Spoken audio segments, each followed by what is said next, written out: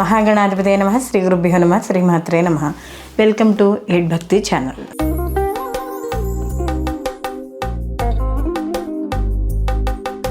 November మాస ఫలితాలు.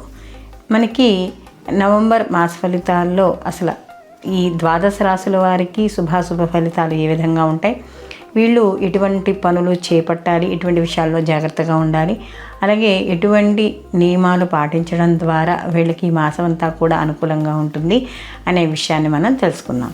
అది తెలుసుకునే ముందరగా గ్రహస్థితి అని మనం చూసుకుంటే గోచారం ప్రకారం రవి మనకి నవంబర్ 15 వరకు కూడా ఈయన తులలో ఉండి తర్వాత ఈయన వృశ్చిక రాశిలోకి సంచారం చేయడం అనేది జరుగుతుంది. అలాగే కుజుడు ఈ మాసం అంతా కూడా మనకి తన స్వక్షేత్రాన్ని వృశ్చికంలోనే ఈయన సంచారం చేస్తూ ఉంటాడు. అలాగే బుధుడు కూడా ఈ మాసం అంతా తులలోను, శుక్రుడు నవంబర్ 25 వరకు కూడా తులలో ఉండి తర్వాత వృశ్చికంలోకి ఈయన సంచారం.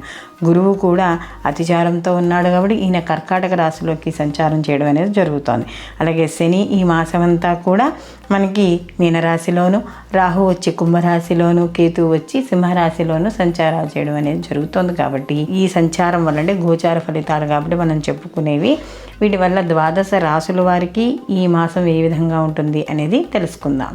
ఈ మాసం అంతా కూడా వీళ్ళకి వృత్తి, ఉద్యోగ, వ్యాపారాల పరంగా కూడా అనుకూలంగా ఉండడం అనేది జరుగుతోంది. అలాగే ఇక్కడ వీళ్ళకి ఎప్పటి నుంచో ఏవైనా పనులు మొదలు పెడదాం, లేదా పనులు ఆగిపోతున్నాయి, లేదా పనుల్లో ఆలస్యాలు ఇలాంటివి ఏవైతే ఉన్నాయో ఈ మాసంలో వీళ్ళకి అనుకున్న పనులు నెరవేరడం అనేది జరుగుతుంది. అలాగే ఉద్యోగ అవకాశాలు అంటే నిరుద్యోగులు ఎవరైనా ఉంటే వారికి ఉద్యోగ అవకాశాలు, ఆదాయ వృత్తులు, అలాగే ఎప్పటి నుంచో వ్యాపార పరంగా కూడా భాగస్వామి వ్యాపారం కానీ లేదా వ్యాపార విస్తరణ కానీ ఏదైనా సరే ఇవి చేసుకోవాలనుకున్న వాళ్ళకు కూడా ఇక్కడ అనుకూలంగా ఉండడం అనేది జరుగుతుంది. అలాగే ఇప్పటి నుంచో తీరాల్సిన అప్పులు తీరడం లేదా రావాల్సిన బాకీలు ఏమైనా ఉండి ఈ మాసంలో రావడం అనేది జరుగుతుంది.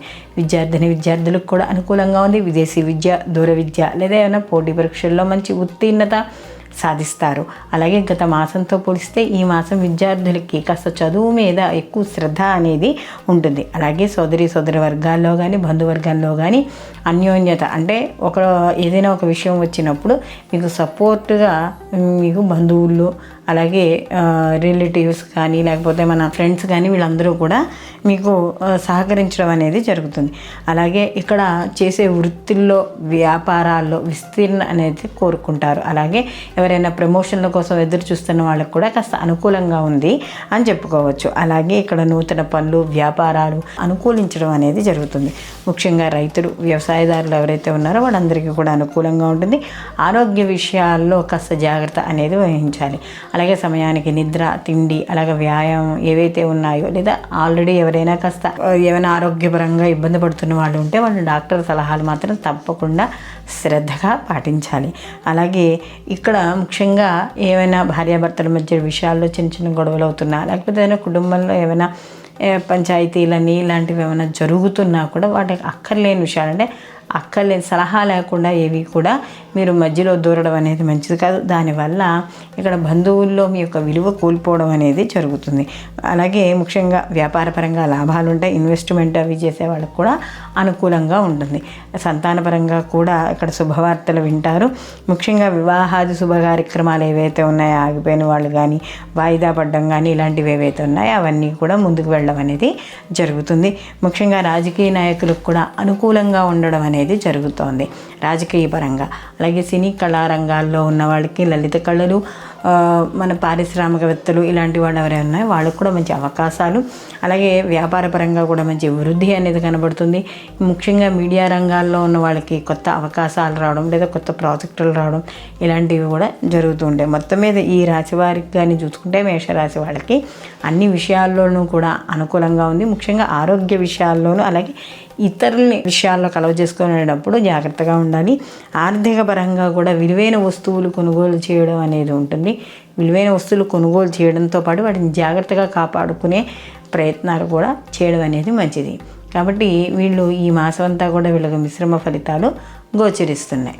ఈ రాశివారు ఈ మాసం అంతా కూడా మరిన్ని అనుకూలమైన ఫలితాలు పొందడానికి ఈశ్వరుడు ఆరాధన అనేది ఎంతో మంచిది. ఎందుకంటే ఇప్పుడు మనకి ఈ మాసం అంతా కూడా మనకి సగం పైన ఈ కార్తీక మాసమే ఉండడం అనేది జరుగుతుంది. కాబట్టి ఈశ్వరారాధన చేయడం ద్వారా ఆ యొక్క భోళాశంకరుడి యొక్క అనుగ్రహం అందరూ పొందడం అనేది జరుగుతుంది. కాబట్టి ఈ రాశివారు ప్రతిరోజు కూడా శివాలయానికి వెళ్ళి దర్శించుకోవడం, అలాగే ఇక్కడ మనకి సోమవారాలు అనే విశేషంగా చెప్తూ ఉంటాం. కాబట్టి సోమవారాల నియమాలు పాటిస్తూ ఈశ్వరారాధన చేయడం ద్వారా మంగళకరుడైన ఆ ఈశ్వరుడు యొక్క అనుగ్రహం పొంది ఆర్థికపరంగా, ఆరోగ్యపరంగా, అలాగే మనకి ఇంట్లో భార్యాభర్తల మధ్య విషయాలు కానీ, లేకపోతే విద్య, ఉద్యోగం అన్నింటా కూడా విజయం పొందడం అనేది జరుగుతుంది. కాబట్టి ఈ మాసం అంతా కూడా ఈశ్వర ఆరాధన చేయడం ద్వారా మరిన్ని మంచి ఫలితాలు పొందడం అనేది జరుగుతుంది. స్వచ్ఛమైన స్ఫటికలింగాలకు, అలాగే రుద్రాక్షమాలలకు, జాతి రత్నాలకు ఈ కింది నంబర్ని సంప్రదించండి.